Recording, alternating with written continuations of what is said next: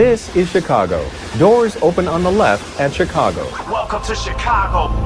Welcome to Chicago. Welcome to Chicago. This is Chicago. Doors open on the left at Chicago. Welcome to Chicago. Welcome to Chicago. You are tuned into the TCSF podcast with Big Z and JC, coming straight to you from the 606 Media Studios, powered by True Chicago Sports Fans. This is episode 291, and we're calling it the Bears leaving Illinois. Well, it's a big saga we're going to be talking about pretty soon, but we're excited to be talking about everything that makes Chicago great, which is our Chicago sports teams.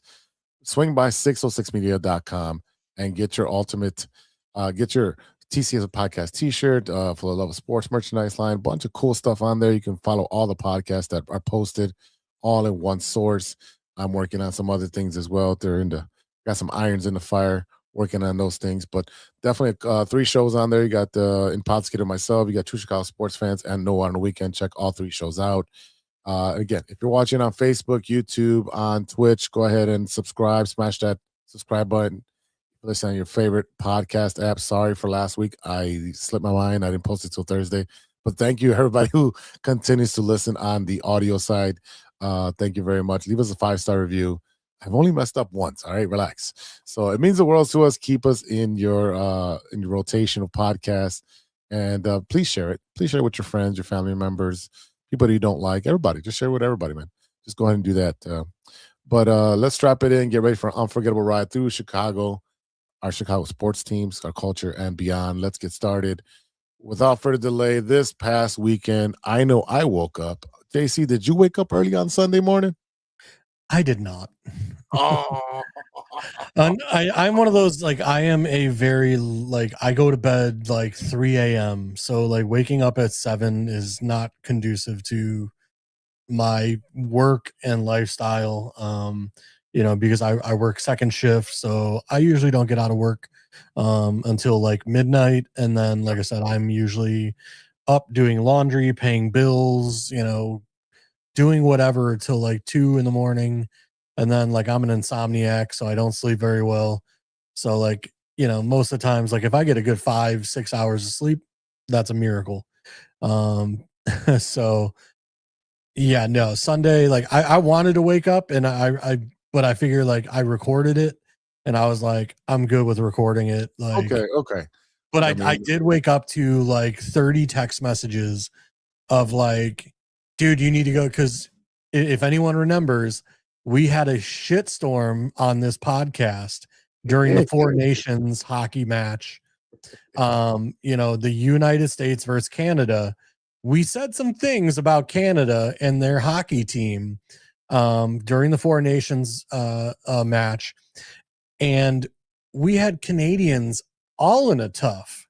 They wanted to talk mad stuff to us over here in the United States about how we still whooped your ass and this, that, and the other thing, and yada yada yada. And if anybody knows, I can be kind of a petty person. But I'm a hilarious petty person, and I went back and forth with the Canadians. If you remember, it was I think we got up to 900 comments. Yeah. Between me and the Canadians going back and forth, just talking trash. To the point where I know you and Steven both were please stop interacting with the Canadians. It is blowing up our phones, and we cannot take any more of this. But so those who knew that happened to me during the 4 Nations, I got 10 to 30 text messages in the morning being dude, you have to go find the 4 Nations video of you talking trash about the Canadians, and start talking trash again. So Canadians, I'm here for it. We won gold.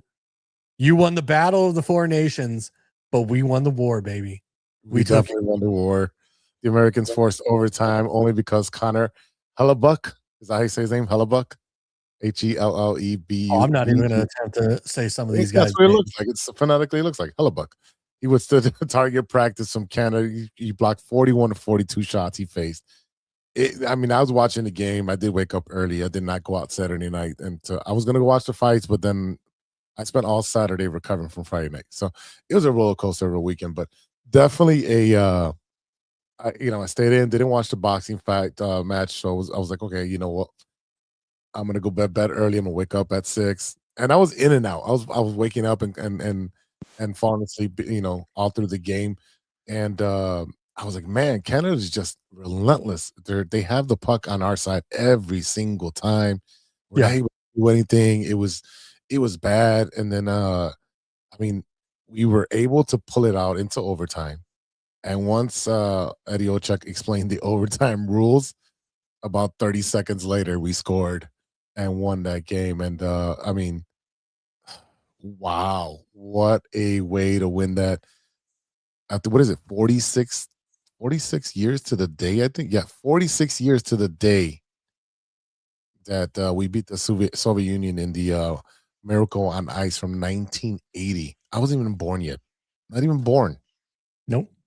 That's insane. So I do remember watching the movie, remember watching the movie, but never seen it. I've seen the grainy videos and stuff like that, but it's still not the same as experiencing that.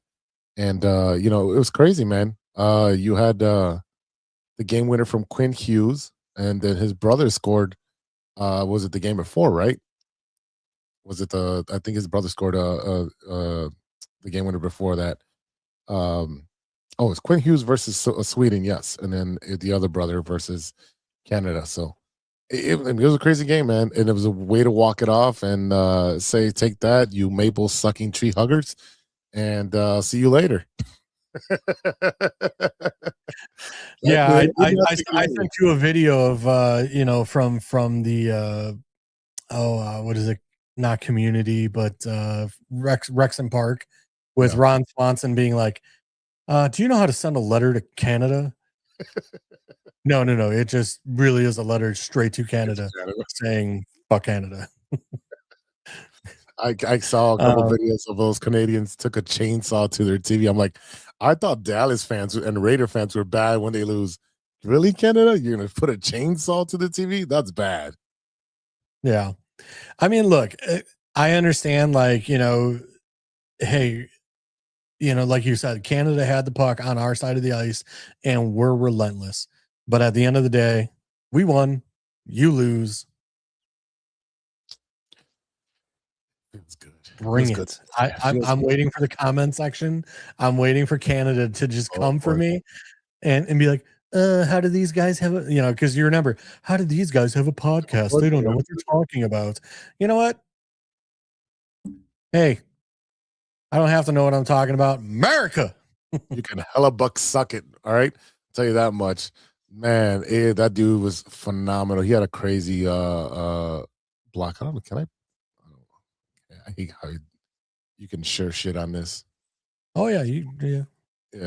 How do I gotta learn better how to do some of that stuff.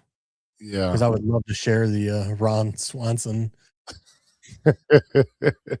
Choose the tab. Oh man, you know what? You guys kill it. I'll post it on there. Anyways, yeah, I'm not clicking on stuff because last time I moved something around, I was taken off air. So I'm gonna focus on what the show is about. And the it feels good. Both men and women won the gold, beating Canada. Yep, first, I think we're the second nation to do that ever. The men and women winning it. Mm-hmm. Yeah, so I mean, it's good news for USA hockey, which is doing great, and it feels great, man, because they've literally had our number for 40-something years. That's insane.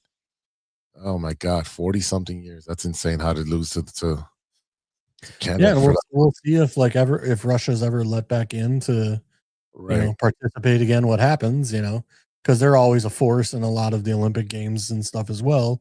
But they've kind of been outed, for different steroid and whatever things going on. And I know during the Summer Olympics they were allowed to participate, but they had to participate as some no country. Yeah. Correct. Yeah, and so like I said, I don't know that was available for the Winter Olympics because I don't remember them talking about any Russian No, athletes like, in I, any I of don't. I don't think they were allowed. I don't think they were allowed. So, definitely, all right, definitely in it. I mean, again, ecstatic. USA, both sides domination throughout the series, and then to get to the championship game against Canada on both sides, and then take down Canada. It feels great. If there's one thing we're good at, it might be hockey now. I'm not sure. I didn't watch all the or just Olympics. being villains, in general. did did you watch more of the Olympics or no? Oh, yes, I am a huge Winter Olympics person because I ski in my own personal life. So I love watching, like, because when you do something poorly, Mhm. it's amazing to see it done at its finest and be like, I know how bad I suck at something. So to see people be amazing at it, it's just like, dude, it's something else to watch. Like I said, like skiers and the half pipe, and then the like big air events and stuff like that. Even like some of the snowboarding events now where you're going kind of through a course with like 4 other people racing downhill. Um, I forget some of the names of the events and stuff like that, but I really love and enjoy watching it. Anybody that knows, like, we're as true Chicago sports fans, there is a huge curling center actually out in the burbs. So a lot of the curling teams, actually a lot of the participants on the curling teams are Chicago based people. And if you don't know this, if you hop on Twitter, like some of like the smaller like Olympic athletes, especially like the curling teams and stuff, you can tweet with them because like they're overseas. So like I'm up at 3 a.m. and I'm tweeting back and forth with like the curling team, saying like, hey, so and so from Chicago, supporting, it's 3 a.m., but I'm up watching, you guys, whatever. And they'll actually respond to you, which is actually really cool. You got Olympic athletes that, in their off time when they're not participating in their sport, that they'll actually respond to you and have a chat with you and, respond and thank you for the support and everything else. One sport that I thought was pretty interesting is was it biathlon, where they're skiing and they shoot targets. Yeah. Yeah. So I the biathlon, yeah, it's basically, it started with, like a lot of the obviously alpine, whatever countries, Mhm. but the army, like you used to parachute in and then like they'd ski down a mountain and like they'd still have their rifles and stuff. So, it got to get it done no matter what. So, um, yeah, it's actually like, it's a really weird but interesting sport. Like there was a big thing like 2 weeks ago or a week ago about there was a cross country skier that on skis was doing like a 6-minute mile, Jesus. like on skis, going uphill. And people were like, I can't even run flat ground 6-minute mile. And I this can run it downhill. This dude is going uphill on snow with skis attached to his feet, putting in a 6-minute mile. Like that's, again, another one of my favorite is obviously short track speed skating. I mean, and then there was a pretty horrific accident with, I believe it was a Polish female skater. I mean, those blades are extra, like, Razor sharp. like the ice skating, the figure skating, like, yes, the skates are sharp, but when you get to the speed skating, those things are ridiculously thin, Mhm. almost like, the like a razor blade kind of thinness. And it was horrific. Like they had to take her off, like medical teams, like, putting up like barricades so you couldn't see them working on her and all kinds of things because she got like a gash from the blade, like right over her eye. But yeah, I mean, I love watching the Winter Olympics. I mean, I know the Summer Olympics, like it's more everyday sports for like Americans. But like when it comes to like, again, you got, countries like Norway, Sweden, Germany, like all those that just dominate in like skiing and snowboarding and stuff like that. And actually, like Japan is becoming a huge favorite in a lot of the snowboarding events. I mean, people don't realize like how much snow Japan gets, and like the fact that like the people are really becoming phenoms out of Japan in the snowboarding events. Yeah, they do get some snow up there in the over there in the mountains, like was it Mount Fuji and the rest of the mountains that are up there. So I mean, yeah, Dude, I mean, sometimes it's like a 10 foot, like 10 feet of snow in some of the regions. Like it's crazy. And you think about it and you're like, oh well, Tokyo, and it's like, yeah. But no. Like you head to the northern areas of Japan and they get trounced.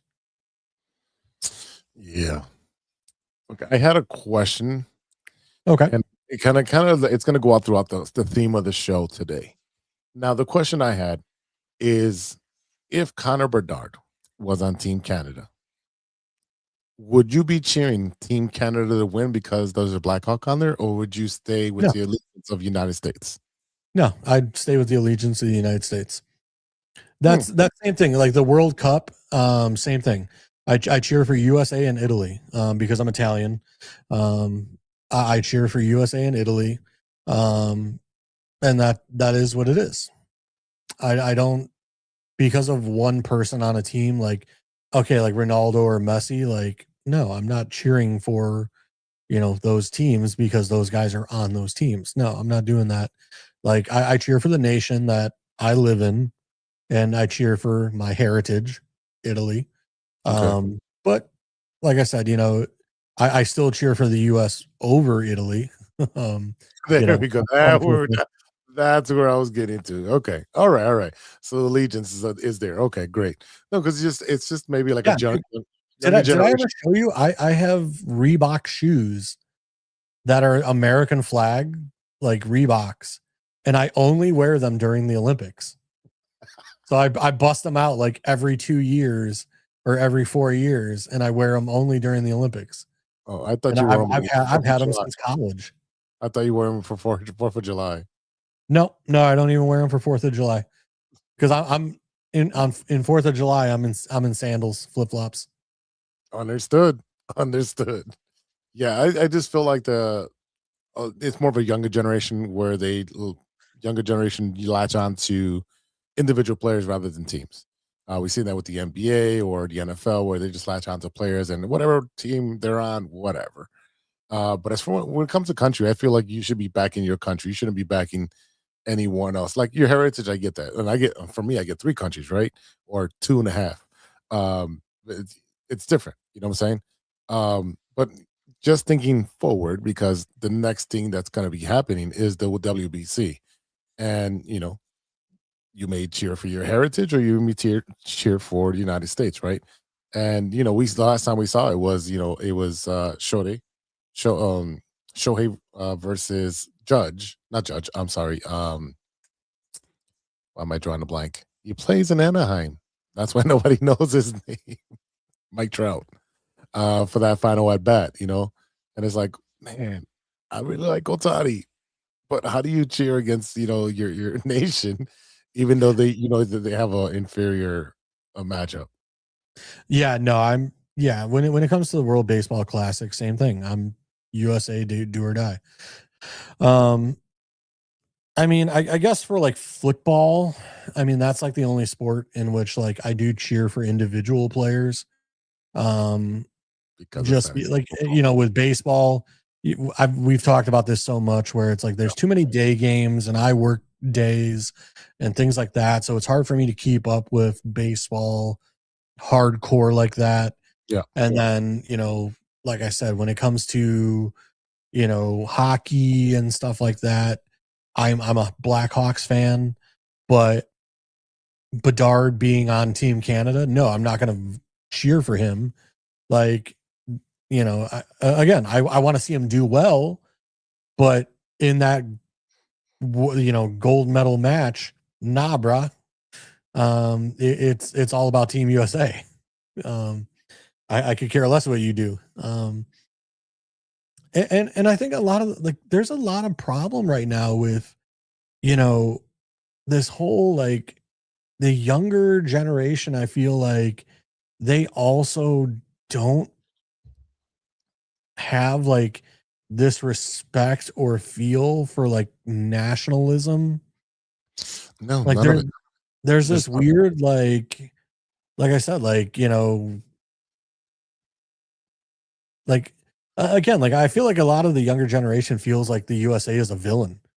And it's like, you realize you live in the United States. Like I don't know how to put it. I don't know how to say it, but I just feel like if you're a good person and you can have patriotism and to say I believe in the United States and that's my country and I'm proud of it, then we're good. Right. Now, every country has bad people in it. Okay, just absolutely. in the story. So But don't identify with the politics of your president or your Congress or whatever country you're in as a reflection of the people who live there. Because most of the correct. time, Yeah. it's not. And we're seeing that a lot in this Olympics right now, Yeah. is that, you have a lot of the athletes who are bashing, obviously the regime that is the United States right now with the particular president and everything. So there were a lot of, people in the Olympics saying, hey, we represent the USA. We are USA athletes, but we don't align with what, the political whatever is.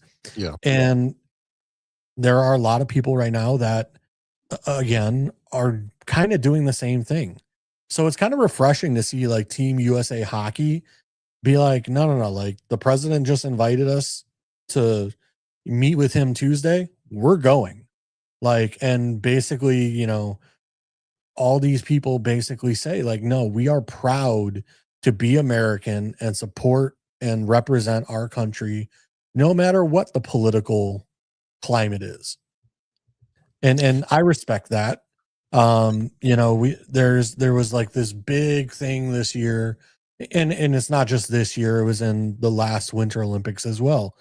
We have an American who was born in the United States, whose parent is Chinese, who, when you look into it, China does not support dual citizenship. Right. The person went to Stanford and graduated, USA college, never lived in China, never whatever, but performs as an athlete for China. So they can't have it both ways, though. They can't have it both ways. Not recognize him oh, you want to be an athlete? All right, it's cool now. But that's where a lot of the criticism comes, is because, okay, if China flat out says you cannot be a dual citizen, well, then how does that work? Did the person renounce their U.S. citizenship? Because if the person renounced their U.S. citizenship, then you ain't coming back, bro. Well, not that they're not coming back, because obviously, there's green cards, there's all this stuff, right? But it's a matter of under the Olympic rules, they cannot compete for China if they are not a citizen of China. But China does not allow dual citizenship.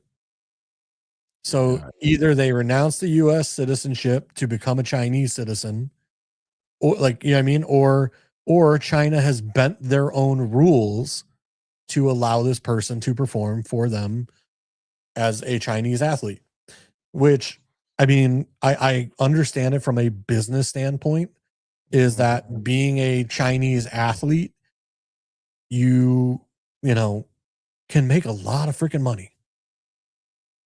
And a lot of the US athletes, when you're in a big sport like the men's hockey team, the women's hockey team, stuff like that, you can make decent money. But when you're in those lower sports like speed skating and stuff like that, it's hard to make the money to train for your sport and be competitive, etc. So I understand why the person may have done it, but at the same time, like, it's kind of a slap in the face to the country you were born in, that gave you an education, that gave you and your family a place to live, that was not the country you're representing. Absolutely. All right, JC, let's take a quick break. And on the flip side of the break, we are going to talk about our beloved Chicago Bears and what's going on with this stupid stadium saga. And it got weird in the last week. So we'll talk about that on the flip side. So we'll be right back after a word from our sponsors. Hey there, Chicago enthusiasts. Are you ready to take your fandom to the next level? The True Chicago Sports Fan Podcast has got you covered with some serious cool merch that screams Chicago pride. From cozy sweaters to trendy tank tops, we got it all. Show off your love for the city with our iconic red, white, and blue logo, or stand out with our exclusive collection for the love of sports. Whether you're lounging at home, breaking a sweat at the gym, or cheering on your team at a game, our gear is a must-have for all you diehard Chicago sports fans out there. Don't hesitate. Visit bonfire.com/store/606-media-store/, or simply just click the link in the description and snag your gear ASAP. Get ready to make some noise, show your pride, and embrace the Chicago spirit with True Chicago Sports Fan Podcast merch. Designed for you, the ultimate fan, for the love of sports. Hey guys, it's Steven. And this is Sean, and you are listening to True Chicago Sports Fans. Don't forget to listen to No War on the Weekend. New episodes on Monday. You can find us anywhere you listen to podcasts. Yeah, so we're going to go do a couple of shots. So let's kick it back over to Big Z. Sports Fans Podcast with Big Z and JC. And it's time to talk about our Chicago Bears and what's going on with this stadium issue that's going back and forth between Indiana and Illinois. They're ping-ponging this. Indiana's pretty much said, hey, carte blanche, here's some land. Don't pay no taxes. We'll do the infrastructure. Come to where? Gary? Was it Gary or where's it now? Hammond. Hammond? You can still see the skyline. Wolf Lake. I don't even know. Yeah, Wolf Lake. But Yeah, I will tell you this. This is where I stand. If the Bears leave the state of Illinois, over 105 years of tradition and support of Illinois fans, I'm out.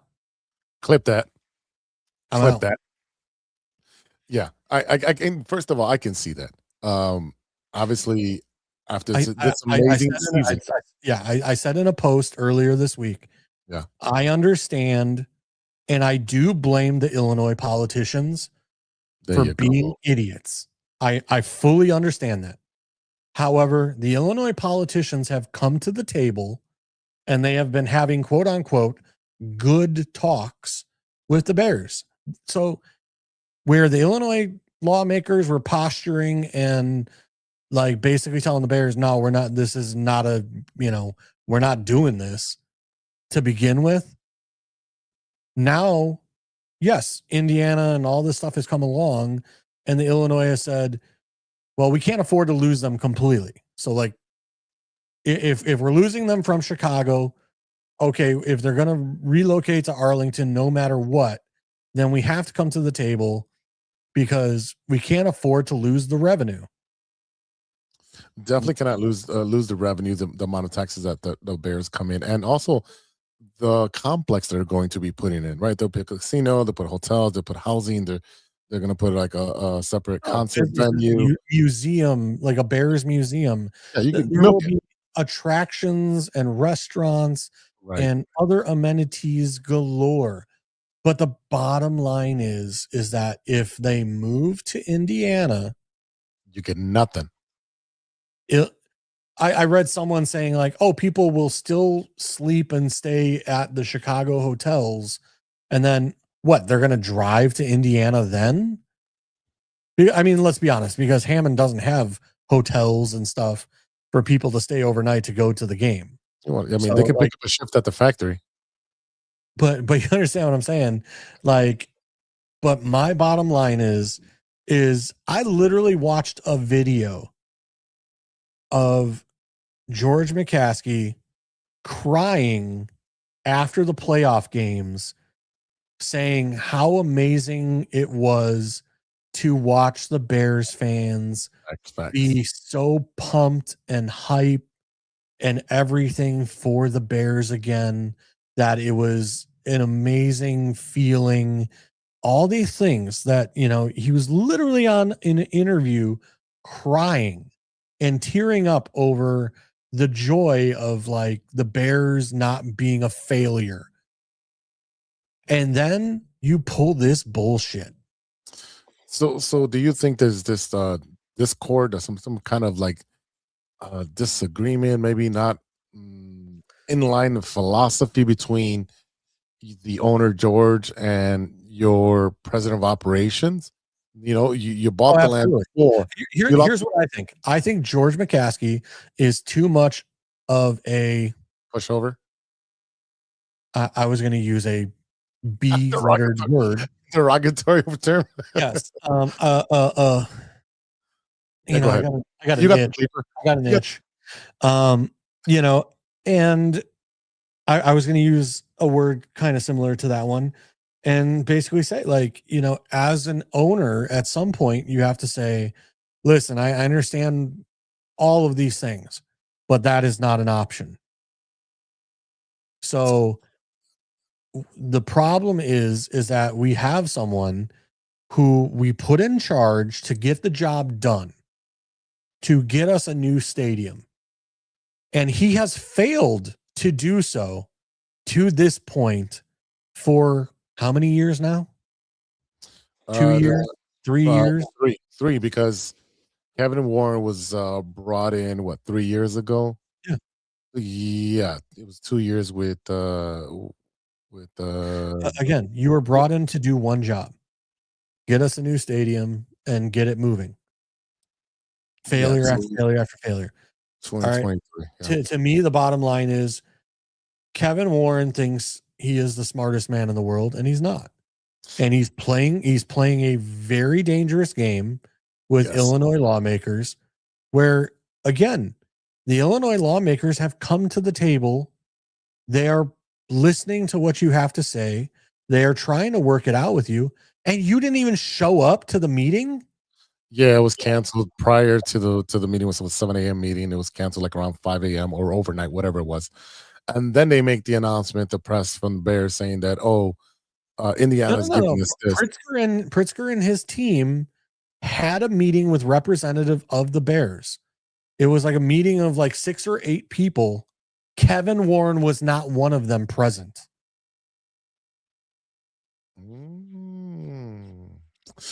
So granted, maybe JB Pritzker wasn't present either, right. But at the end of the day, for Kevin Warren, the guy put in charge of getting a stadium done, was not present to talk to Illinois lawmakers and the governor.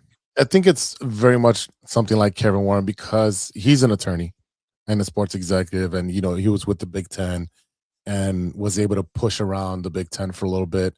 And then he goes to Minnesota, and Minnesota bowed down and let him have whatever he wanted as far as the stadium, right? There's a lot more red tape in Illinois. If you live here in Chicago, you know exactly what we're talking about. You get taxed for everything, and everything's a hassle to get through. We understand that. I really think that Kevin Warren did not understand the politics in the state. I don't think he understood that he doesn't have all the power in the world. I think that he did not want the Arlington land because he was hired after the fact. He wanted to keep the Bears on the lakefront and see what he can do to get out the team back on the lakefront, and then found out that there's this big roadblock called Friends of the Park. And they said, absolutely fucking not. Are you building anything else on this park? You're not building anything on the lakefront. We are protecting the lakefront from any big buildings on there anymore, or any eyesores or whatever. Which I'm sorry, I would absolutely 100% not give one shit about the Friends of the Park. And if I want to build a stadium there, I'm going to build a stadium there. You can put up lawsuits and injunctions and whatever you want. Yeah, I don't give a shit. Again, and we're back to square one. We're stuck in litigation. But again, I don't give a shit. And I would break ground right in front of their faces and tell the Friends of the Park to eat a whole load of crap. Yeah. You know what? You know who would do that? Old Mayor Daley would have done that because he destroyed Meigs Field overnight when he said you can't do look that. at what we have now there. We Yeah. have a great concert venue. Yep. We have, and I understand like it was during a time that he did that, it was a colossal, like people were angry. However, at the same time, you've never used. It was used for like executives, and that I was know about that, but that's what I'm saying. But as a regular Chicagoan, you've never used it. So what does it matter to you? Ooh, little planes come in, and you're by the planetarium. You can see planes in. But the fact of the matter is, like, they did it overnight, and there were planes that were then stranded because they did up the tarmac, and then they couldn't even get planes. Like, they did it while planes were still there. They could have been like, "Hey, guys, you got to move your planes in the next 2 days because for whatever reason." Like, no, they did it, and there were planes like stranded. The bottom line is like when I understand, like, Illinois, there's so much red tape when it comes to the stadiums and everything. However, again, I never liked the idea of building the stadium where the parking lots were. I thought it was too small. I thought it was too small. But it's not just that. It's the flow of traffic in and out. We talk about the 1.5 mile walk, through the museum campuses and everything else to get to the stadium. Okay, now if you build the stadium where the parking lots were, now it's a 2-mile walk. Yeah, and again, that's the reason I don't go, because I hate the parking. I hate the 2-mile walk in the freezing cold or bad weather, because it's usually bad weather that I'm able to go to those games. But my biggest thing is with the whole stadium thing and them going to Arlington Heights. I know for a fact that the NFL does lend out money if you want to build a stadium. Oh yes, yeah. All the owners part of the conversation. Yeah, they borrow money from other owners and other organizations to do it, and they get like they loan themselves the money and charge whatever interest rather than going to a bank or some financial, getting from the public. They don't even have to. That's what I'm saying. You're not getting the money from the public. Why aren't you trying to get that avenue? Get money from the NFL to build. Oh, they will. The Bears 100% will. Okay. But the bottom line is that Arlington Heights, in my opinion, is still very much in play. The way I look at this is Indiana is still like, how can we get one more squeeze of the lemon out of this? You know what I mean? Because again, they're going to do their due diligence in Indiana and realize it is going to be a logistics nightmare. They don't have any infrastructure out there. No, the plumbing that they have to do for the stadium and the sewer systems and all those things, it's not there to support a stadium. I would argue that Arlington Heights, it's really not there either. However, it would be cheaper here in Illinois and at the Arlington site than it would be in Indiana. That said, yes, I understand Indiana is giving like no taxes, this, that, the other thing. But it's also like, from what I've been hearing, is that Indiana, it would kind of be the same thing as Soldier. Indiana would still own the stadium until it's paid off. Right. But it's one of those where it's like, again, why would you do that? You already own the land in Arlington. Right. Just build it there. Arlington and the state said they would help with infrastructure when it comes to roads and everything else. We're just not going to pay for the stadium. We're not going to give you these tax credits when the state is broke because they don't know how to manage any money. All these things was like, the Bears, well, they have to give them some sort of tax credit. Yes. They have to. But to me, it's like, okay, what can we work out? Is it, hey, for the first 5 years, we're going to charge you $10 million a year in taxes. After the first 5 years, we're going to bump it to, say, $20 million a year. in taxes for years 5 through 15. And then from year 15 to 20, we're going to charge you 25 million, whatever it is. They have to charge some sort of taxes. However, the Bears want it like where they know it's locked in. And Yeah, go ahead. like, again, they have the leverage because of Indiana and everything like that. And again, Illinois, this is what I don't understand is like, we're having productive meetings. We're talking this out. We're trying to come to a negotiation. We're trying to get it done. And then you guys cancel the meeting and play this game with Indiana. He's playing chicken, and it's a dangerous game of chicken because at this point, if you're getting that sweetheart deal from Indiana and they take it, best believe none of those people are going to be reelected. Like everyone in the state is a Bears fan. Like, come on, you're gonna say, "Oh, Pritzker, you're the governor that will let the Bears leave the state." Not that they're relocated from Chicago. Let's be honest. I'm not a Pritzker fan to begin with because and you don't have to be. And just but there's way too much that he's done over the years. That I mean, how many times can you raise the toll booth tax and all this? You know what I mean? Like it's Illinois is just run poorly. It is. I'm a resident of Illinois, but I'm sorry. Like the fact that we talk about this. Like I'm an old person now. Yeah, I'm halfway to the grave, and the bottom line is that I used to watch when I was a kid. The toll booth was like 25 cents. Yep. It was like 15 cents for like the small ones and like 25 cents for the big ones. I remember. Yeah.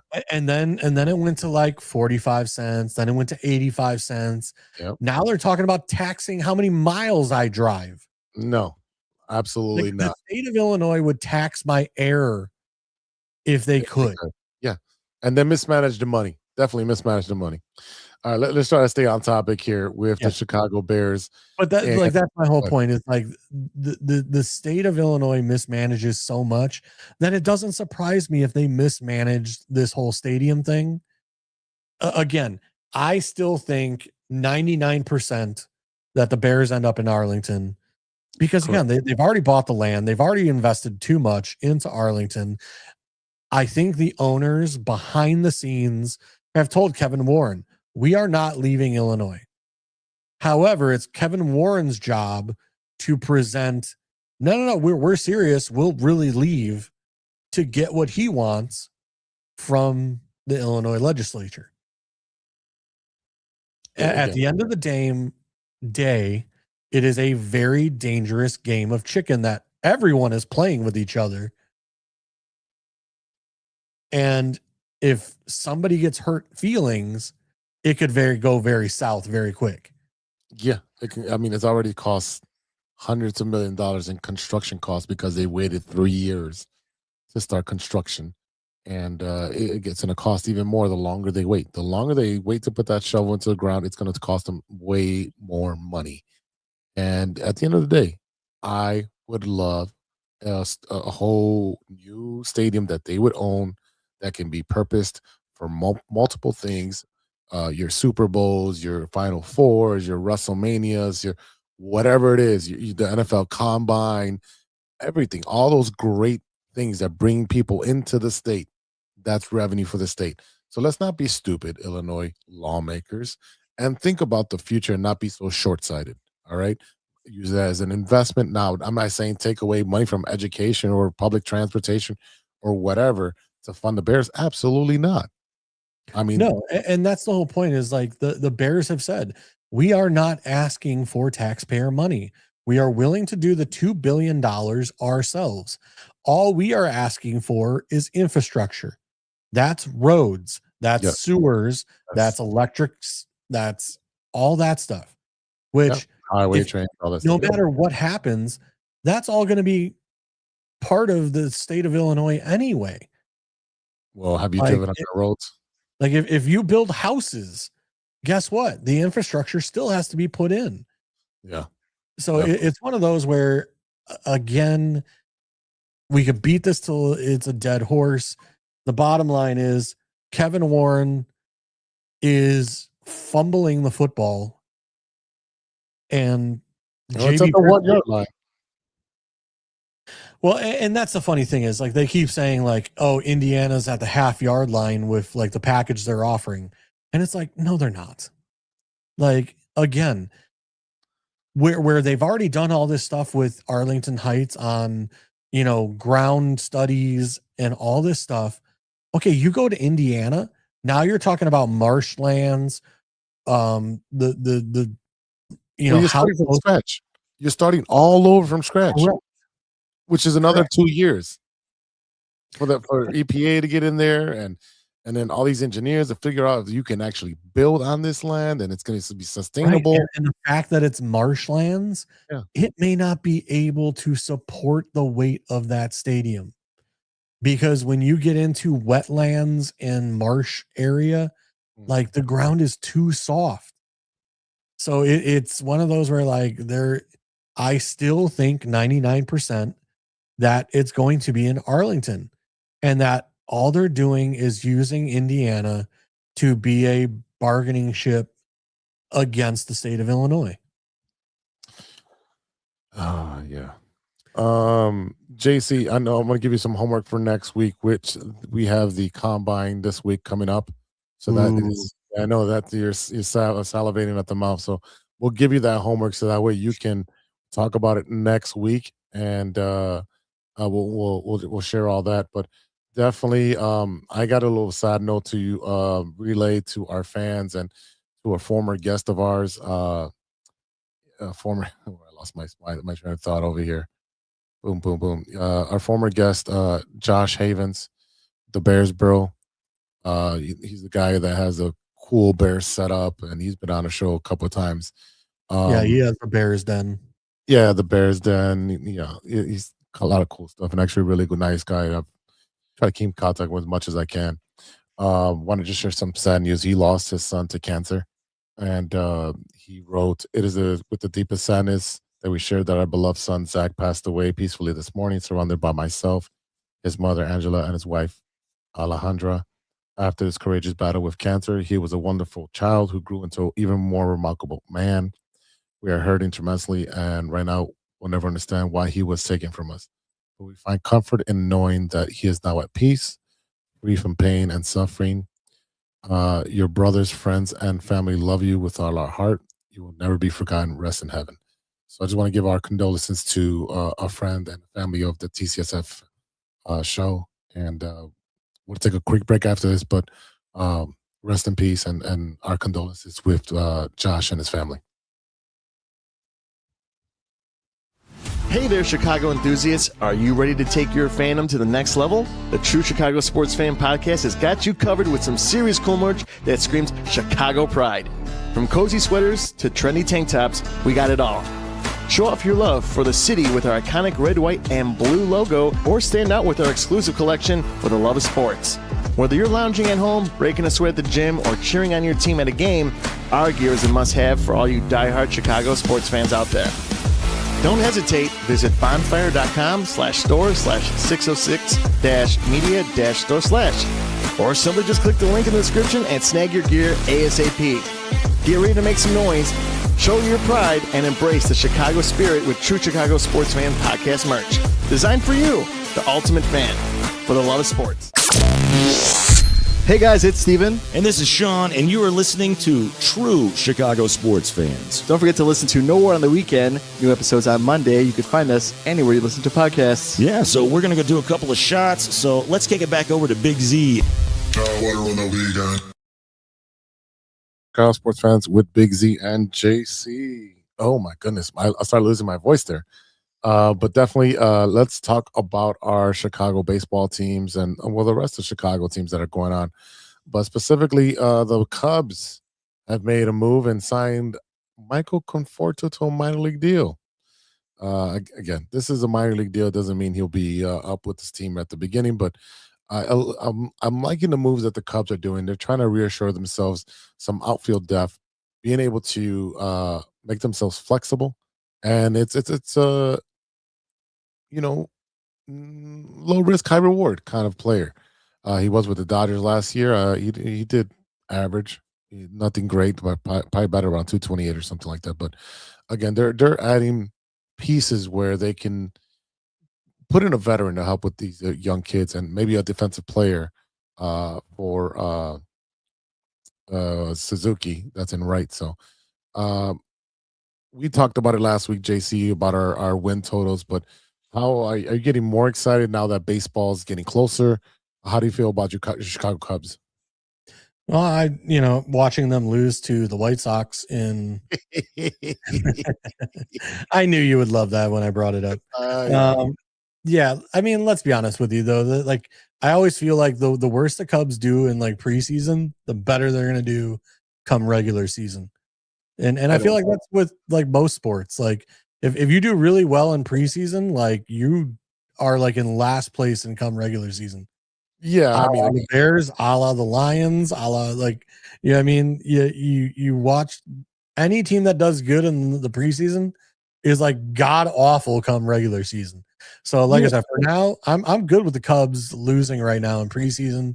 They got to work some kinks out. They got to work, get their pitchers and their staff ready and all that stuff. They're working through some pains, and I'm okay with that. Because like I said, the worse they do in preseason, I feel like the better they'll do in regular season. I'm okay with that. I don't put any stock into the record when it comes to preseason. Just because, your starters are playing 1, 2, 3 innings max. And then you're all these guys you invited to spring training, they're getting shots, right? Are they going to make the 40-man roster? Are they going to make the starting 26 or 28, whatever is later on down the line? You don't know. So you're trying to fill these spots. And who's going to be your depth pieces, especially with the pitchers? You're putting them out there to see, are they going to be part of your rotation? Are they going to be a spot starter, a long reliever? You're looking at different options there. So you definitely a thing for you to watch again, but it's fun to watch when baseball's on, especially spring training. We know the weather's about to turn, so it's exciting. Now, again, I did not boast. I didn't post about the Cubs losing to the White Sox. I didn't say not a word because I know where my team stands and I know where the Cubs stands. The Cubs are going to be contenders for not only the Central, but competing for the NL wild card or even beyond, right? Excuse me. I see that, but my White Sox are rebuilding, so I'm not saying a damn word. I'm worried about my team and my team only, and I'm going to cheer for the Cubs as long as they're not playing the White Sox. Go Cubs. Let's go. Want Chicago to win over everything, right? Just like JC was saying, you got to have your allegiance, right? You got to cheer for USA. So guess what? I'm going to cheer for the Cubs as long as they're not playing the White Sox. It's okay to do that, people. It is okay. And it's okay if you're a Cubs fan, you cheer for the White Sox as long as we're not playing each other. It is not okay, however, to cheer for the Dodgers. Yes, it is. It's okay to cheer for the Dodgers. When your team loses 100 games, it's okay to cheer for the Dodgers. No, it's a cop-out. It's a cop-out. I got a backup team in my back pocket, man. Yeah, and it just happens to be the best team in all MLB. I've always liked the Dodgers, man. Oh, so your second team couldn't be the Kansas City Royals, could it? The Oakland A's. I mean, I could name some favorites as a kid from all those teams, but it was, the Fernando Venezuela, the whole Fernando Mania, and then Earl Hershiser, and it was all those players, man. I just got hooked into it. So, that's always been my second team. And then I did a whole history report on what happened, how Brooklyn moved over to LA and the whole Chavez Ravine issue and how they displaced everybody with eminent domain. I did a whole book report as a kid. So it was very interesting to me. And then I just stuck with it. I just happen to be a Chicago White Sox fan who grew up watching the Cubs. It's okay. I love baseball. Well, not to go back to the Bears, but very quickly, like that is one thing I've been paying attention to is if the Bears do move to Hammond, Indiana, can Chicago then get like a Bill Jaguars or the Chargers to move to Chicago? There's a 75-mile radius that they can have a team around them. Something like that. Says who? I don't know. Something like that. I don't know. I just heard that on the radio. I don't know what the exact measurement is, but there's like but again, if they leave the state, I think it's Voiland, Illinois, to go to Indiana, I don't think that 75-mile qualifies anymore. No, it doesn't. I completely agree. It doesn't qualify. If I were the city of Chicago, I'd be like 75-mile. Like, again, I understand you are still the pride and joy of Illinois. We will not have a second team in Illinois. I understand that. If you leave and go to Hammond, that's out the window. I hope the Chargers or the Jaguars or someone will move to Chicago and be our new team. Okay. That said, let's get back to the Cubs and White Sox. Because, we're talking about second teams and all this. And I was like, oh yeah, I forgot to mention that. Like, if they do move, yeah. So, oh my God.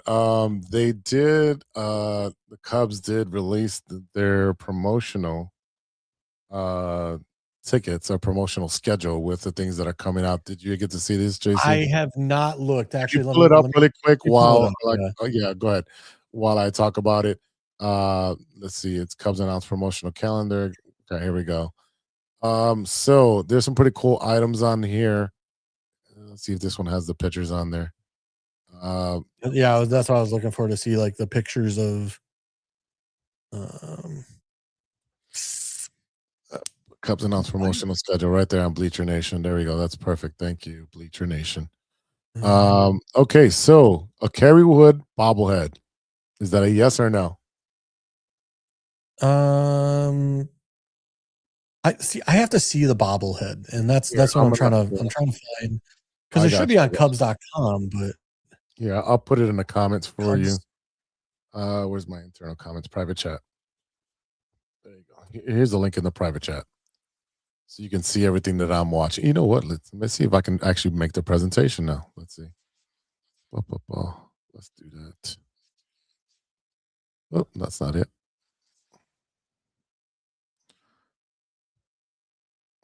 Technical difficult. Oh, there's a button. Okay, Kerry Wood. Maybe. Here we go. For me, I'm looking at like there you go. So right here, your Teachers Kerry Wood Appreciation Day. I like that. All right. Well, let's go down a lot. You got the Kerry Wood. Okay. Well, you had the Kate Horton graphic tee. Meh. That one's a maybe for me. That's a okay. Nah. Let's see. The Cubs Grogu bobblehead for May 4th. For May the 4th be with you against the Reds.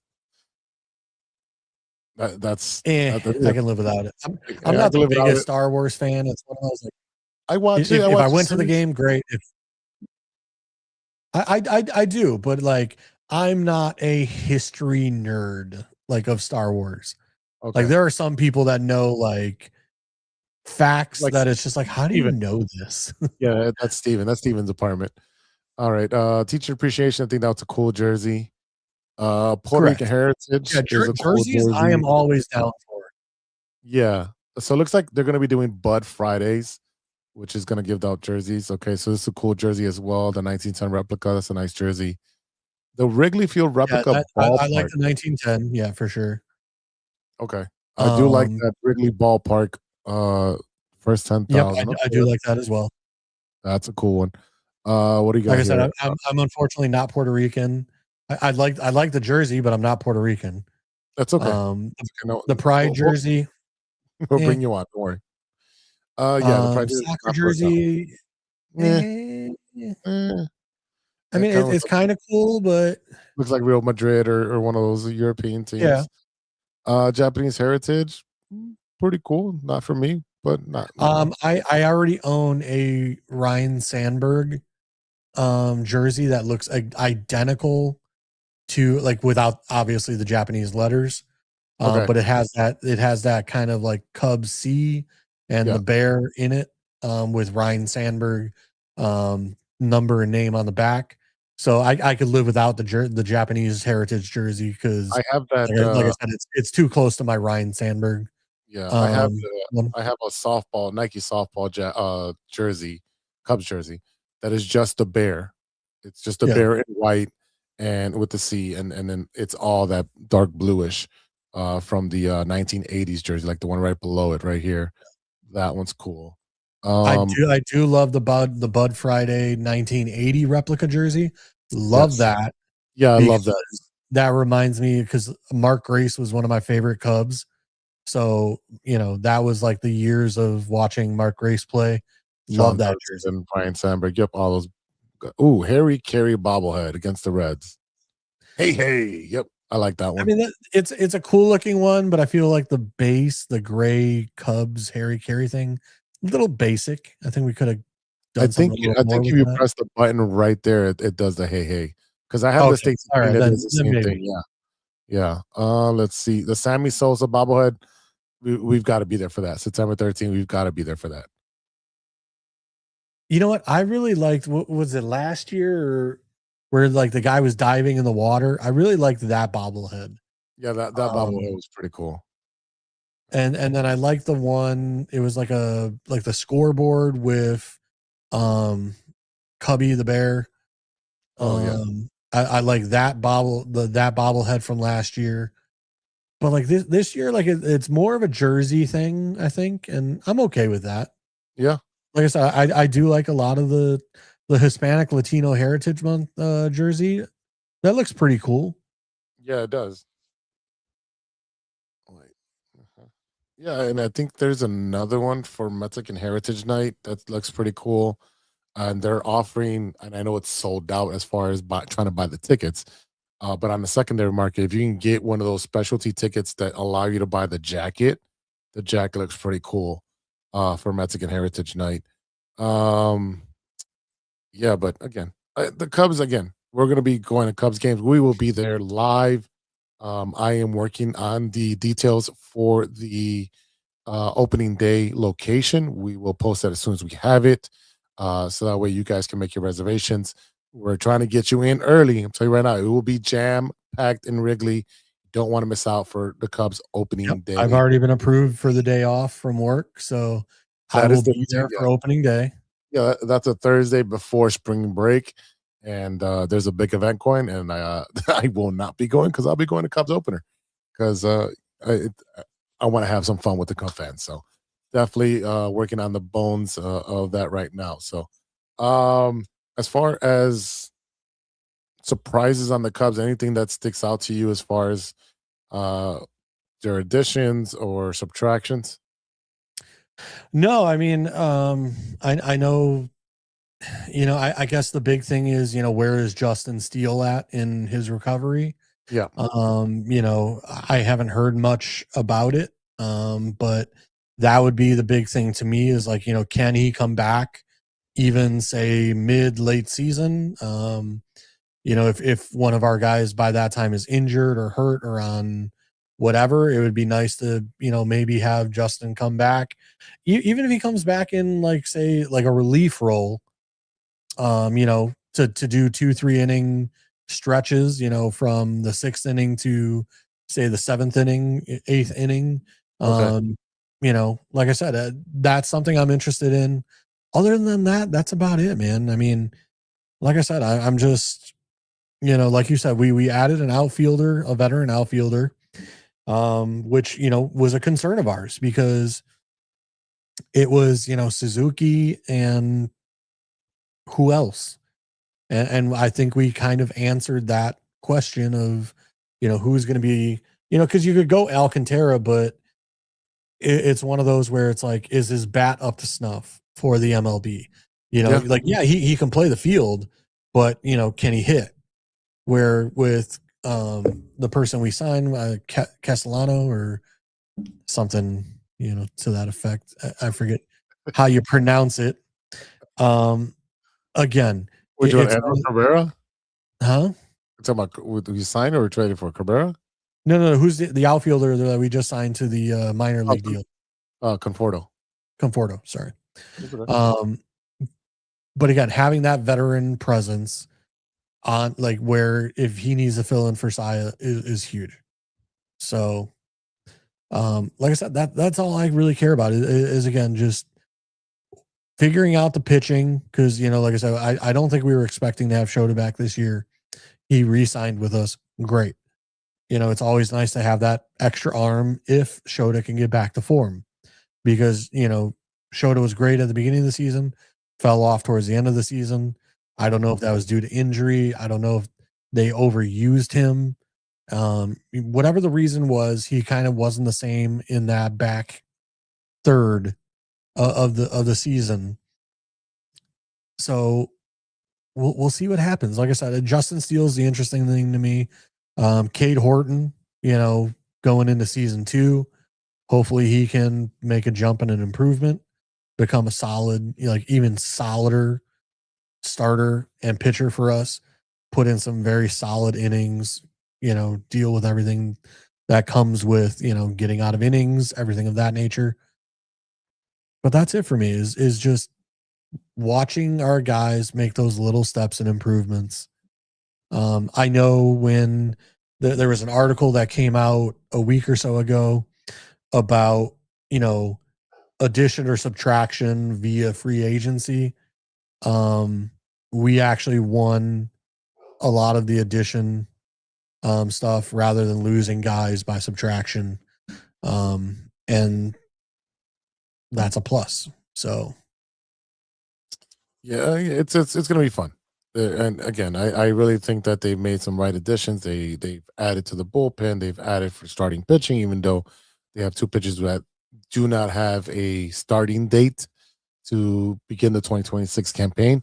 So there's a lot of question marks when it comes to starting pitching. But I feel like as the season comes on, you're going to be getting these 1 or 2 guys, and it's going to be like picking up a free agent. And you're just going to add to the starting pitching, move some guys back into deep bullpen. I think the Cubs are going to be fine. Knock on wood that they stay healthy, and then be aggressive at the trade deadline. You've got to be aggressive because every single trade deadline, you've got the Mets, Boston, Yankees, and the Dodgers trying to get even more talent to push them over. So that's when I need the Cubs to be way more aggressive than they've been in recent times. We've seen what happened when they weren't this year and where they ended up. So go Cubbies, go Cubbies, go. But let's just be smart about these things and let's be the window's open again. It's time to push. And it'd be nice if you guys can make a push right before you get locked out by the owners. You get that championship right before they get locked out. Hopefully they don't. There's no lockout. But yeah.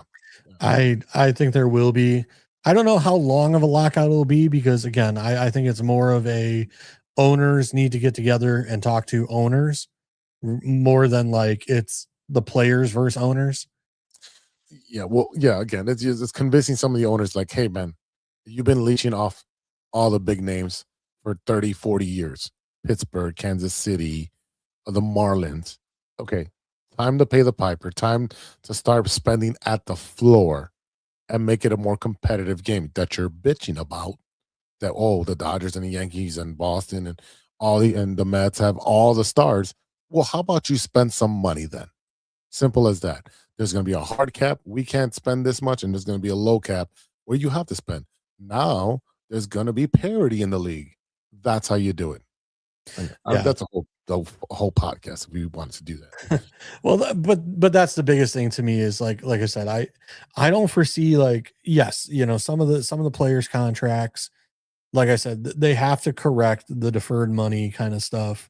Yeah. But again, I don't think players and owners are not going to really fight that out.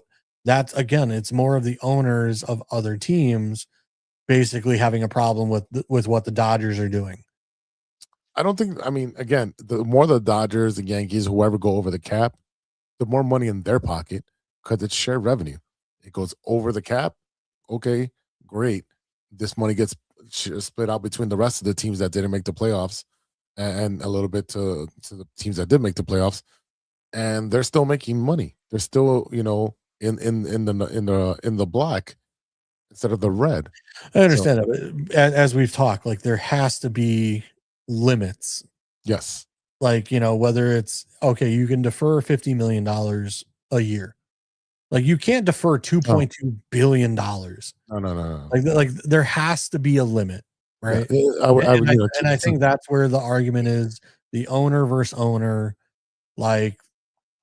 Some of these, and again, I understand. Hey, the top teams, they're also going to have to fight with the owners at the bottom and be like, you need to pay your players more if you want to keep them. Yeah. Stop being cheap asses. Yeah. But at the same time, for a lot of those teams that are middle of the road, that are not big market teams, but they're not, say the Oakland Athletics used to be, those middle of the road teams also need to be well, no matter what we do, we can't really compete either, because you're putting $2.2 billion, on the books that you're not going to pay for 30 years. So like I said, like there has to be a bottom and a top. Like I said, the deferred money, I think, needs to have a cap of how long the contract can be deferred, how much in a single year can be deferred. Like I said, there's going to be a lot of stuff that's going to happen. I do think there's going to be a lockout just for that. Again, I don't think it's going to be a lockout for like the players wanting more revenue share, that kind of thing. Mhm. I think it's strictly going to be the details that need to be worked out. And again, I maybe it takes 3 months, maybe it takes the whole season. I don't know. I don't think it should take the whole season, because I think that would be stupid. Yeah, Because that's how you kill a sport. That's how you kill the sport all over again. Baseball's becoming popular again with speeding up the game, with all that stuff. Like and we saw the last time they had a lockout, it killed the sport. You killed the sport and killed my White Sox winning a championship. Speaking of the White Sox, they beat the Cubs this week. I just wanted to let you know again. And Oh yeah, I didn't bring it no, up. no. It was a good transition. And Murakami did well. He went 2 for 4. He almost hit a home run. It was I a looked pretty good lost out there. Yeah, that guy did look lost out there. But one of the big stories is I can hopefully I get his name right, because I haven't listened to or watched the games live, because I don't have CHSN or whatever it's called now. Antonasi, he's the number 11 prospect for the White Sox. He also hit a home run that day. Let's see what he's batted 291, 433, 407 slash line across 3 levels last season. Ended the year at Double-A Birmingham, 0.819 OPS over 49 games. He carried momentum into the Arizona Fall League, where he led all players in hits and stolen bases, 28 hits, 14 RBIs, and 11 steals. So this might be one of those guys that actually breaks out because of camp, one of those invitees, from the lower levels that figures it out and be able to break out, because our outfield is anemic with power. There's no one on the outfield that really can have a big bat. All the big bats are in the infield and the catchers. So hopefully that's somebody that turns out to be part of the youth movement. He's 22. It'd be great that for someone to come up, and now we have a viable option at right field, which has been a hole for such a long time. And he joins the rest of the guys with Murakami and Chase Mydroff and Colson Montgomery and Miguel Vargas. I don't really think Miguel Vargas may be the answer at third, but for right now, until we draft Rock Chalowski, who will probably come up, hopefully he gets drafted. No, he doesn't get hurt, but if he gets drafted by the White Sox this summer, and he's with the team next year, I can see him as, maybe they start him at third or short, and Montgomery moves over to third, or vice versa, whatever it means. But I don't think Vargas is going to be the answer. He has this year to prove it, and if he doesn't do it, he's going to be out of a job. You also have Lenin Sosa, who led the team last year in home runs and hits and all that stuff. And there's really not a spot for the guy on the team right now, even though he has the best bat, quote unquote. He's going to be a utility man. So right now, what the White Sox are doing, I love what they're doing, is they're building competition. They're grabbing talent. They're developing talent. They're drafting. They've been making these trades to stack up draft picks and prospects, and they're building it the right way. And I don't care what you say about Chris Getz. I was optimistic, but right now it looks like he's doing a pretty bang up job, bro. No, I told you, I'm kind of jealous of, like I said, you guys are doing 60 win season with $80 million payroll. I mean, you guys could go out and buy starting pitching. You could go buy a bunch of like top name talent and put your salary at say 170 million and have a fantastic freaking team. Yeah. So like I said, it's one of those where, where the Cubs have like PCA, like Hap, Swanson, those guys. It's still one of those, like, I watch our bats where it's just like I said, like last year, we should have won probably 6-8 games more than we did. Mm-hmm. But our bats, like in those late July, August, like they just went cold. And part of it,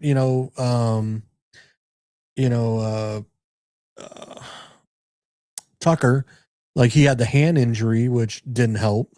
But like I said, during that point in time where Tucker had the hand injury, it was like nobody could hit during that. Yeah, those bats went cold really fast and at the wrong time. So, yeah, and that's why you picked up Bregman, who's a proven winner and a proven bat. And with the rest of the guys with PCA, you should see some growth. There's a lot of young guys on there. You have some veterans around there as well. But like I said, what really gives me promise for your White Sox is, like I said, like you're doing it with a very small payroll. Like I said, did $86 million last year. I don't know what you guys are this year, but I believe you guys were at $86 million last year. I mean, that's a third of the Cubs payroll. And you guys put up 60 wins. Yeah, waiting for this to load to see what our salary is this year. 101. Okay, so it went up 101. Yeah, well, that's because they spent on Murakami. 17 million Murakami. Benintendi's getting 15. Sir Anthony Dominguez, we spent on the closer 10 million. Jordan Hicks got 8 on the trade. Austin Hayes, we signed him for 6. Anthony K, I think we got him from the KBO or one of the overseas. 6 million. Eric Fetty, $1.5 million, and then everyone else is making less than $1 million. Yeah, but still, I mean, at $100 million, I mean the Cubs are at 280-ish, I believe. Because but the bottom line is that you got to be happy with what you have. I mean, a lot of young guys are getting the chance to play ball, to build, like, where we talked about your team 2-3 years ago, and it was like all these Grizzly veterans that were just unhappy, didn't want to be there. All their performance was terrible. Like they got rid of all of that, cleared all that out of there. And now they got a bunch of young guys that are trying to build something that and God, I hate saying this because I don't like the White Sox, but you could have something special in 2 to 3 years. White Sox, White Sox, go, White Sox. Let's go. Okay, I gotta take it down because I don't want YouTube clipping us. I just had to do it for Ivan, who is out sick. So Ivan, hope you're watching. Hope you feel better, brother. Man, it's good. Come on, man. I seen it with the Cubs, with the 14 and 15 Cubs. And I was like, man, if this sticks together and it works out, they can win multiples if the pitching can hold up. It just never was. And again, you're at the 10-year mark where you used to make fun of the White Sox. Oh, you were 10 years away. You haven't won nothing in 10 years. Welcome to the club. Well, I never make fun of them for being 10 years away or whatever, but I did say, and that's the problem is even with the Cubs now, right? It's like you haven't won shit in 10 years. Like, get over yourselves. And like now that's where Cubs fans are. Like they have to look back and be like, oh crap, it was 26. Like, yeah, we're at that time too. Like we have to, unfortunately win something again. Yeah, I got to nod up or shut up. Yeah. However, I think after not having a championship for 100 years, I think the Cubs can, keep holding on for a little longer because like just how long we did have to wait, that it's like, okay, even though it's been 10 years, it's still special to us. Okay. It's special to me. It's special to me. That's why I have all my White Sox stuff from. Okay. All right. Before we get out of here, I do want to talk a little bit of wrestling because WWE has the Elimination Chamber down the street from me at the United Center this Saturday. Are you going? No, it's way too expensive. Unless I was going to ask, what are tickets going for? Because I know TKO has been. They are struggling to get people to go see their events because they're pricing out the families. Let's see, WWE Elimination Chamber. Because I don't know how good of an article it was, but it just popped up on like Twitter today Yeah. that I guess Vince McMahon and the Saudis are potentially working on a deal. Yeah. Yep. I Yeah. didn't know if that was true or not. I don't know if that's true or not. I don't have a secondary source on it yet. That's why I want to say it out loud. But I mean, I can see that happening where he has the relationships out there, and But he wants to buy it back and Yeah. go private again. yeah, because then he has no oversight where people can tell him what to do. I doubt that happens. Section 328, row 8, 26105. So you're all the way up In nosebleeds. in the nosebleeds, and United Center is not that great for a wrestling event that's of that magnitude. You're going to be watching the screen. If it was the Allstate Arena, there's not a bad seat in that stadium when it comes to a wrestling event, a concert. There's not a bad seat. You can sit all the way at the nosebleeds, which is not really nosebleeds. That's usually it's you can't go wrong there. So the fact that they went for a bigger venue, and look how many there's a shitload of tickets on. I'm on Ticketmaster. I'm not on a secondary market. Yeah. So I don't know what the secondary market is, but if I wanted to sit ringside, let's see, how much is ringside? 5,178. Absolutely not. I mean, It's not a big. If it was WrestleMania, once in a lifetime thing, and they said, "Hey, you get both nights for $5,000," let's do it. Let's do it. For both nights. Now it's just one night. They can't even. They're struggling to sell out. Oh, and they're doing a blackout where within a certain radius of not only WrestleMania but of the United Center, you cannot have a wrestling party at a bar. You can't show it there. They're blocking you out. wait, what? Yes, they are How does blocking. that make sense? They want people to buy tickets and go there. I'm telling you, they are doing everything to alienate the regular fan. When it comes I don't see how you can stop anybody from having a bar or like they're paying for a whatever ticket. service. Yeah, Like how can you stop them from I have whatever? I know for Vegas, they've all the hotels and all the bars are not allowed to do that. Yeah, so I'm on Ticketmaster section 328 row 8 261 Yeah, is that's like what the cheapest ticket. Yeah. And if you don't know who's in Which I'm it, sorry, I'm not no, I absolutely. wouldn't even pay that to go see Dave Chappelle. So I'm definitely not going to pay that to see WWE. No, not at all. I mean, don't get me wrong. I'm sure somebody will, and somebody will enjoy their time. But for me, like, no, I paid less for my WrestleMania ticket when I went to Atlanta and for New Orleans. I paid $164 and the other one was $220, and we were in the $220 was upper 100 level, and the $164 I was in a suite box, like right underneath the suites. I was in that little box right there. Like literally, the wrestlers were right behind me in the suite. I can see them and give them a high five. That's how close they were for that price, and I traveled, so that's insane. Anyways, men's elimination chamber: Randy Orton, LA Knight, Cody Rhodes, the American Nightmare versus Trick Williams. There's your new talent. Javon Evans, new talent. And one more to be determined, which is probably going on right now on Raw or will be on SmackDown.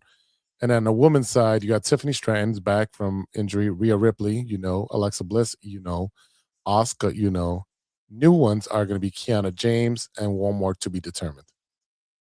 How does that stand out for you? I mean, the LA Knight one definitely sounds interesting to me. Yeah. Because we keep talking about like he is a talent, but for whatever reason, like they keep burying him. Yeah, well, you need to watch the Unreal on Netflix. Watch the Unreal or wherever you watch your things. He's made some mistakes and stuff like where that's he goes too long or he's not in the right place at the right time to do a finish or he messes up finish up. And it may be that they don't value him that high because he is an older wrestler. He's in his 40s. They're like, well, how much of a push can we give you? I think he's got himself over multiple times, like 4 or 5 times, and then they dangle the little carrot. Oh, you're not going to win Money in the Bank. Oh, you're not going to win WrestleMania. Oh, you're not going to win. They get him that close, and I feel like at some point he's going to get pissed off of being dangled out there, and kind of like a Dolph Ziggler. Yeah. Where, but at the same time, like you said, if they keep dangling him out there and giving him opportunities and he's missing his spots, then I also understand where they're like, dude, like we can't trust you to be a top talent if you're constantly dropping the ball in the ring. Like I said, if we know that this is the finisher and, like you're laying on the outside of the ring for too long, like it messes up the flow. It messes up, timing and everything else. But I also understand where, like, all right, like it's not like you're wearing a watch in the middle of the ring going like, oh, I got 10 seconds till I got to hit this move. Yeah. You know what I mean? Like, so you're basing everything on like the communication with the ref and everything else, and based on what you've gone over. But, as a lot of the talent has always said, like you need, when you get in the ring, sometimes you get so hyped that you start moving too quick. Yep. And then your match goes short. So some people slow things down. Well, some people slow down too much. Well, that too, yeah.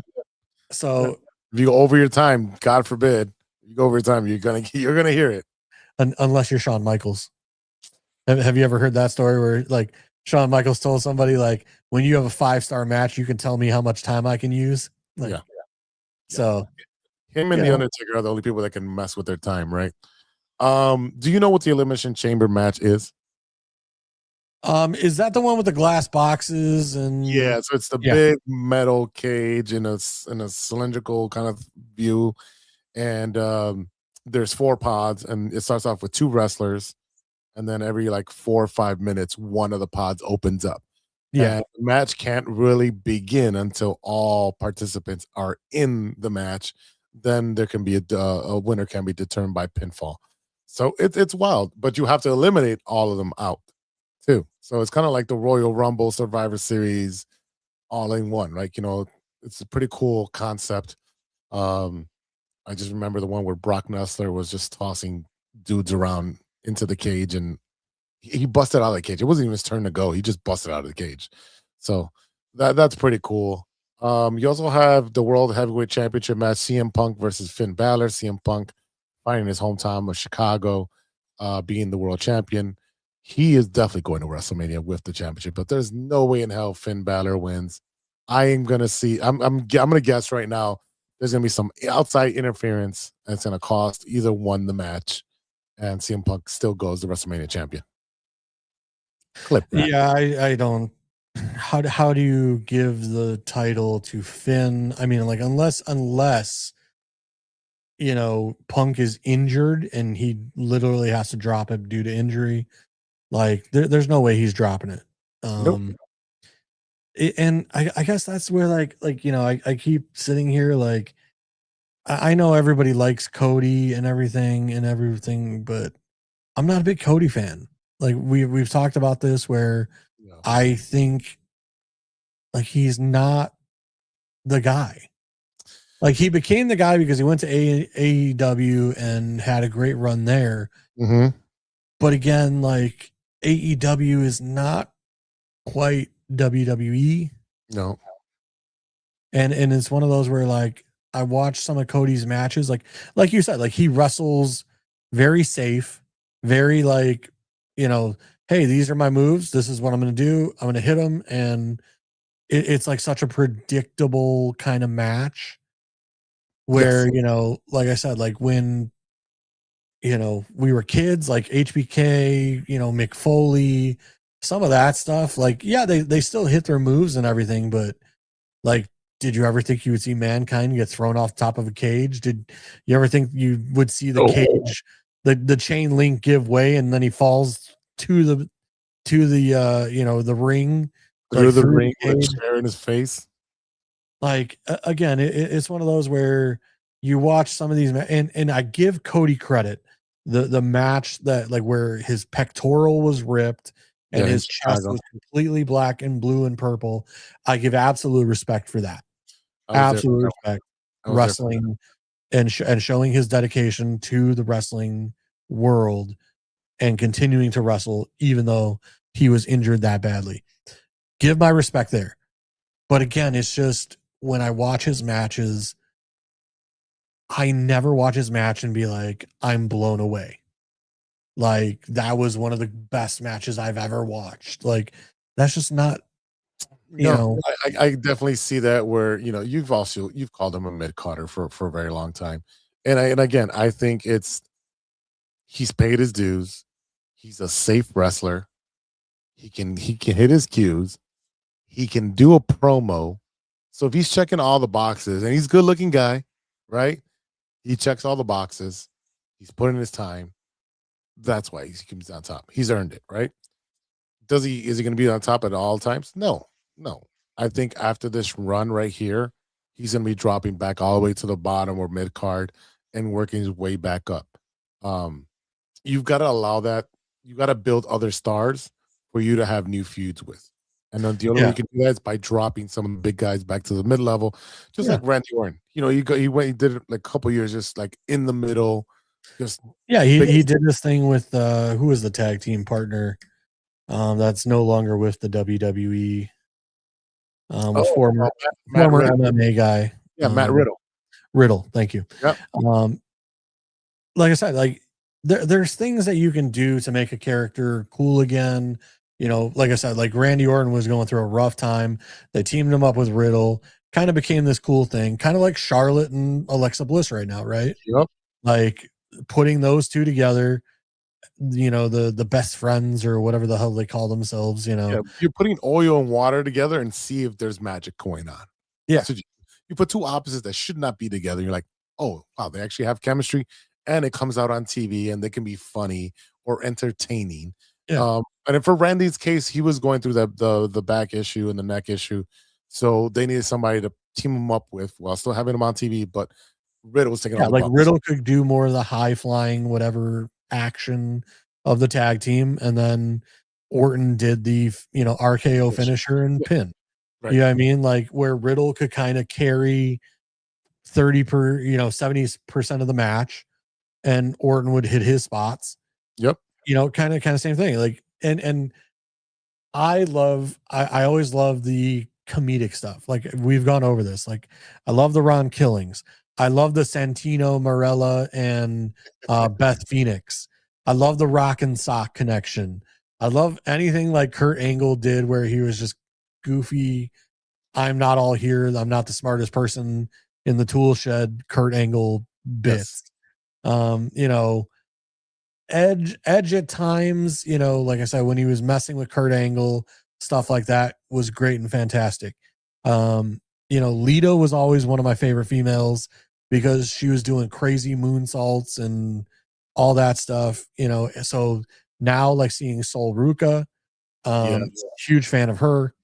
Like I said, we've talked about this. I forget if it was last week or the week before, but I really feel like the female talent is outshining the male talent right now. Yeah. Like I just feel so much better about the female talent right now. And that's kudos to the women. I mean, like there's, you know, you got Charlotte, Alexis, Becky, AJ Lee, like I said, Sol Ruca coming up. You got, you know, all of like the Asian women, you know, again, I just feel like the women's talent is a lot better than like the top male. And I don't know what they can do. Yeah, I think damn, I just forgot her name. She just won. She's in the chamber now. She's with Liv Morgan about part of the Judgment Day. Can't remember her name. I don't know. She's tall. She's big. She looks like Big Daddy Cool, but she calls herself Big Sexy Cool or whatever. Whatever. Yeah, because I'm trying to do three things at the same time. But yeah, she just won I figured, like, as I was watching you look over to the side, I'm like, yeah, he's probably watching wrestling. Yeah, well, it was that match for the elimination chamber. So there it is right there. They're pulling it up. And I mean, Liv Morgan's got her thing going on, and like I think the Judgment Day is coming to an end. Ever since they lost Rhea Ripley and Damian Pierce, I think Judgment Day has been on its last leg for a while. I really think, like Punk's pushing this whole, you need to get rid of Judgment Day with Finn Balor. Yeah. So I think they're getting ready to give Finn a push. I don't think he's like we were discussing. I don't think he's going to beat Punk, but I think something's going to happen during the match that he is going to completely distance himself and dissolve himself from the Judgment Day, which I think that's the best thing for all people involved. Yeah. Because, I know you're a big Dom fan. Huge. If Dom is ever going to get better, again, you got to make him more of a solo act than depending on. And I think that's happening because they're sending him to AAA. He's wrestling every week in AAA. Yeah. So you're wrestling actual luchadores over there. You're getting reps with different kind of wrestlers. Again, they're prepping him. They're building him up, and it's a slow build, which I love. Let him use his character right now with Liv and all that stuff right now. And I guarantee you, it's gonna be Finn versus Dom at some point for a championship. Yeah, and like I said, that's very possible. It's just, to me, we've discussed, and I've talked about, Dom's better on the mic than he is in the ring. And that's why, like, I think you said, like they're sending him to, the AAA and all this, and like they're giving him wrestling matches week after week after week, because like John Cena did an interview that he talked about this recently, where now with TKO, they're not doing as many like dark matches. They're not doing as many house shows. They're not doing as many whatever. So the talent that's in the WWE is not developing the way it used to, because if you don't have a match on Monday Night Raw or on SmackDown, you're not getting a match. Yeah, you're going from 75 matches, 50 to 75 matches a year, what it is now, to what it was before. You're averaging 250, 275, 300 matches a year. That's a big difference in the learning curve, and being able to tell a story with your body and be able to listen to the crowd and understand that. Like, John Cena said it as well. He's like, I learned that from Eddie Guerrero. Eddie Guerrero will tell me, slow down, kid. Let it sink in. Wait for it. I'll tell you when. Because he was the experienced veteran who knew what he was doing. And again, you pass that along to the new generation. But if you're not having house shows where you can practice these things and go, because it doesn't have to follow the storylines on house shows. You're just having fun. But at the same time, you're still working on your craft. And if you're not working on your craft by wrestling, there goes the disconnect. Yeah, I went to a house show when I was a kid. And like, I remember like it was Kane and Undertaker and all those guys in a house show. And like I said, the lights were off. Like it was like dark in the arena. Like I remember that. And again, it's one of those where, and I understand like NXT and all that stuff and the training center, but there's something to be said about how many matches and how much you get to work on, like what you're doing in the ring. And that's where, like, I keep saying, like, Dom is great on the mic, which, he's been around wrestling his whole life. Right. He's picked up the mic skills, but now it's fine tuning what he's doing in the ring, because like, we keep talking about, like, he tries to do the 369. Well, because he's so tall and he's lefty, it looks goofy. And he's lefty. So he's going the opposite way, where you're like, wait a second, it doesn't go that way. So it throws it off. Yeah, it does throw it off. I know him, The Miz is lefty. He was talking about that with The Undertaker, where he told The Undertaker, remember, I'm lefty. And The Undertaker just gave him a potato. He's like, what? Just gave him a potato. Like, well, you didn't put your hand up, kid. You're like, what are you supposed to do, right? Oh, I love talking wrestling. JC, I purchased this nice box here. You can see that. Oh yeah, okay, yeah, I see it. It's the new Topps cards. So I thought I'd rip a package open. Just all right. Shits and giggles. See what happens here. So funny story. Not to. Go ahead. No, go ahead. While you're doing that, yeah. Go ahead. But you know, my place of work sells Pokemon cards every now and again. Yeah, I know. So it was Christmas Eve, and I happened to, you know, for whatever reason, because I'm never there in the morning. Yeah. So like, you know, there's always a rush first thing in the morning for the Pokemon cards and whatever. By the time I get in, they're already sold. But Christmas Eve, because it was a holiday, we started early because we got out early for the holiday. So Christmas Eve, I bought 2 Pokemon, you know, boxes for like $50 each. And then like I figured like, okay, you know, I'll give them to a family friend, or, you know, someone will want to buy this off me for what I bought them for. Okay. Nobody wanted them. So I was sitting on them, and then a coworker came up to me. He's a Pokemon guy. He collects them. And he's like, well, what do you want for it? I'm like, so I can get my money back. I'm like, I think with taxes, like the 2 boxes came to $110. So he Venmoed me $100. I go, but if you nail a big time card, you owe me more than $100. Dude pulled a $700 Pokemon card. Your luck. Yeah. I was like, son of a bitch. All right. I got a Jacob Mizorowski rookie card. Ooh, sexy. Athletics team card. Brian Delabello, O'Neill Cruz, Bradley Rodriguez rookie card. Put that to the side. Brendan Donovan, Houston Astros, Bobby Witt Jr., Mookie Betts, Kyle Carrolls. I wish I had the other camera set up so you can see it. All right. We got a Roki Sasaki, future stars from the Dodgers. okay. Put that to the side. Paul Skeen, Yamamoto, and C. Sanchez. Who's that? Yeah. Team card right there. I don't know what that's worth. Again, you don't know what these are worth till later, unless it's like a parallel card or something. Joe Ryan, Kobe Mayo, future stars. That's the biggest thing with like all the card collection stuff. It's like you never know, like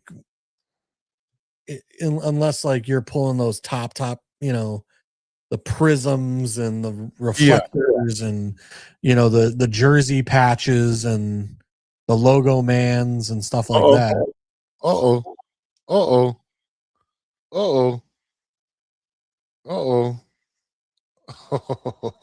You keep saying but I know. I'm trying to do the reveal correctly here. All right, so that's a Ryan Ritter rookie card. Putting that down. Let's see. This one is a Caroline Marks. I don't know who Caroline Marks is. Okay, I don't know who she is. I don't know. We'll have to look it up.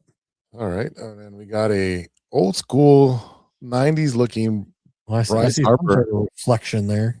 Oh, I put that up there. I was just saying, I can see something reflecting in your left hand. All right, Logan Webb reflector. Okay, all right, sexy. And boom, an autograph card. This is Drew Gilbert. It's autograph rookie card for the Giants. Not bad. Not bad. Am I done here? No, I'm not done here. Am I done here? Am I done here? Noah Joe Ryan, Francisco Lindor, Mookie Betts. Oh yeah, those are the ones I did. This is what's left. Shane Smith, White Sox, Galvin Sheets on the Padres now. Another rookie card for Chad Stevens. As far as cards that would be worth anything, yes, that is it for that one pack. Not bad. I got another like 8 or 10 packs in there. Yeah. I do have some. There's like 2 packs that have these special ones. Yeah, and that's like I said, like you know, I have an uncle that actually used to own a sports memorabilia shop. Okay. I'd have to reach out and see if he still has anything left from his old sports shop, because I remember him having a signed Team USA Dream Team jersey. Oh wow. He used to have like Shaquille O'Neal signed basketballs. He like I said, he had a legit sports shop. I'd have to find out if he has anything left from that. But like I said, I remember going to his store like 2 or 3 times with my dad. Mhm. So he's not like a real family member. He's my mother's coworker's husband. Okay. So he used to own a card shop. We called him Uncle Vern. And like I said, we went to his card shop every now and again. But like I said, I mean, I remember walking in one time and seeing that Dream Team jersey and being like, God, I wish I could have that. But like even back then, I think he was asking like it was like $3,000 or something. And I was like, cheap. That's well, cheaper yeah, than now it's what cheap, but you know, at the time you're like, as a kid, you're like, I don't have $3,000 as a kid, you know. You're like, I'll make payments. But yeah, it's one of those where like I might have to ask my mom to reach out to him and be like, hey, you got any old memorabilia left? Like anything cool? Like, Yeah, she's like, my son is a podcaster on a sports podcast now, so you know he'd like to hang some cool stuff up behind him. yeah. Well, like I said, I might have to reach out and see if you know. Like I said, he may be holding on to some old stuff. You know, I don't know. He may have sold everything. Hey, we can if actually, he does, we can go take a drive down there and make a whole episode out of it. hell yeah. But if you remember, I shared that there was a comic book store going out of business. Yep. So I got one of these bad boys. Secret Wars. But it's the first issue comic book that the black symbiote suit was ever introduced in Spider-Man comics. So that you don't open that apparently. I was very happy to pick that up because again, it's the first time that the black symbiote suit was ever introduced in comics. I picked up another, couple another Secret Wars. Dope. Pull it back because my camera doesn't have autofocus. But again, I picked up some oldies, Okay. 20 cent, back, when things cost 30 cent. Captain America, Red Skull. Are you opening those and reading them, or are you just gonna collect them? I will probably open up some of the ones. Let's see, check the values first. Well, so I didn't pick up anything super expensive. Okay. So like I said, I'm just a huge Spider-Man guy. I grew up on Spider-Man. Yeah. So like I said, this particular comic I paid $3 for. Okay.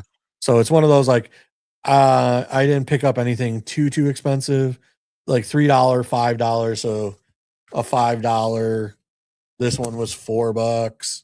Oh, okay. So yeah, stuff that's cool to you, not so much as correct. monetary value. Yeah, like I mean, Scarlet Spider-Man. This one was $3.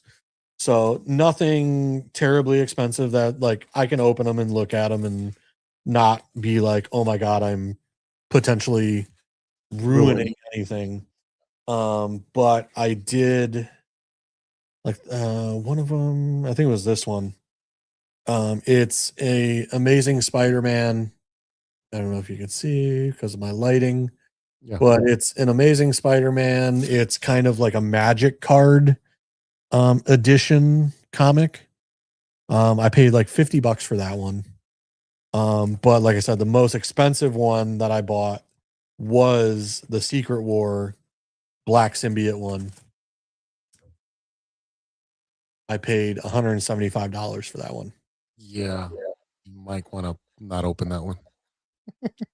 I'll still open it, but I'll be very gentle with it and just, make sure there's all pages are there and everything. But like I said, my biggest thing is like I'll actually probably end up because it's not in the greatest condition. Okay. But I'll probably end up putting it in some sort of better sealer Mhm. like an actual like hard plastic, Yeah, where they and where then they and put it in then the crate. I'll and then I'll end up like putting it on display because here's my Spider-Man. I saw that. But like I said, I would replace my plush Spider-Man with the comic and display that proudly. You know, but sometimes we like to be kids again, whether it be opening packs or buying old comics or whatever. Yeah, I got recently back into this in about a year ago. So it's you know what? I find it's better than sports booking betting because I lose at that. Because I always lose by a rebound or a point or whatever. I'm like, you know what? At least I get to have the fun of opening a pack. And if I find something cool, cool. If not, I got a collection that I can just put away. It's cool. Either way, I got It's something like- out of it. and even like what did you spend on those cards? Like maybe $40, $50? No, this is the brand new Top 75 2026 Series 1. So this is the brand new series for this year. Mhm. And this includes one autograph and one relic card minimum for the box. Okay, so what did you spend? $100? Two. $200. Okay, but still, I mean, you figure I don't know how many cards are in the box, but even if like a card is $1, $2, $5, Right. whatever, you also have the chance of somewhat maybe making your money back. So there's 10 packs. There's 10 of these, and then one I already got an autograph card. Right. And then there's 2 small packs of the specialty cards. Correct. So what they guarantee you is in these, not in the other cards. So I'm already playing with house money. Knock on wood. So like I said, that's not bad. Yeah, not at all. All right. I don't know if I want to keep opening today. Maybe I'll do another pack tomorrow. I'll do another little live thing on my phone or something after softball practice or something. I'm kind of trying to control myself from ripping all the packs at once. Yeah, no, like I said, because where I work, like I said, we started getting packs of cards, and not that they're like super expensive cards. Like I said, like if you want those specialty cards, a lot of times you got to buy like Prism, like one of one kind of like, and then you got to know somebody to even get your hands on something like that. Yeah, So or like you I go on the auction website or the what's not.